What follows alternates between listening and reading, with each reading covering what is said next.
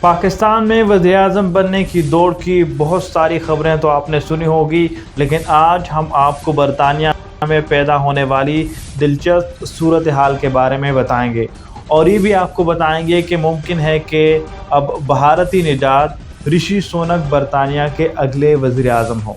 دنیا بھر میں جاری خراب معاشی صورتحال نے غریب ممالک کے لیے مسائل پیدا تو کیے ہیں، لیکن ترقی یافتہ ممالک کو بھی شدید متاثر کیا ہے۔ اسی ہفتے برطانیہ کے وزیراعظم لیز ٹرس نے صرف 45 دن کے بعد استعفیٰ دے دیا، جو برطانیہ کی تاریخ میں مختصر ترین عرصے تک وزیراعظم رہنے کا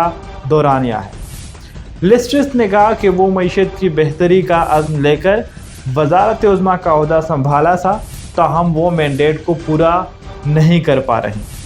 لیز ٹرس اگلے وزیراعظم کے انتخاب تک کام جاری رکھیں گی، تاہم ان کے استعفے کے اعلان کے بعد نئے وزیراعظم کی دوڑ میں رشی سونک اور بورس جانسن شامل ہو گئے ہیں۔ اگرچہ ابھی تک نہ ہی رشی سونک اور نہ ہی بورس جانسن نے برطانوی وزیراعظم کی انتخابی مہم کا باضابطہ اعلان کیا ہے، مگر اس دوران بھی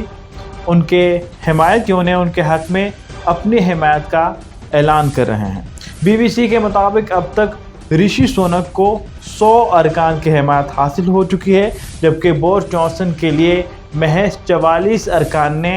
حمایت کا اعلان کیا ہے۔ ان تمام تر صورتحال کے بعد یہ واضح ہو گیا ہے کہ برطانیہ کے سابق وزیر خزانہ اور بھارتی نژاد رشی سونک ممکنہ طور پر برطانیہ کے اگلے وزیراعظم ہوں گے۔ رشی سونک کا برطانوی وزیراعظم بننا اپنے آپ میں نئی تاریخ رقم ہونے کی مترادف ہوگا، لیکن اصل سوال یہ ہے کہ برطانیہ جیسے ترقی یافتہ ملک اس دوراہے پر کیسے آ پہنچا۔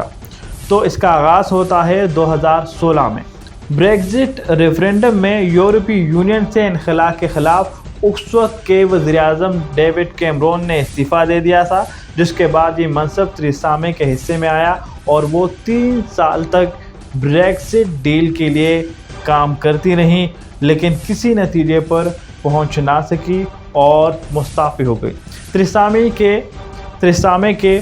بریگزٹ ڈیل پر ناکامی کے بعد بورس جانسن وزیراعظم بنے اور انہوں نے یہ معرکہ سر بھی کیا، تاہم کورونا پابندیوں کے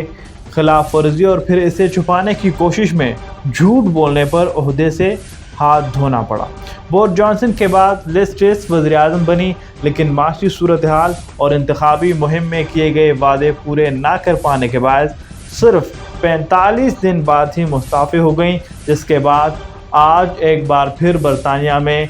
وزارت عظمیٰ کے لیے دنگل سج رہا ہے۔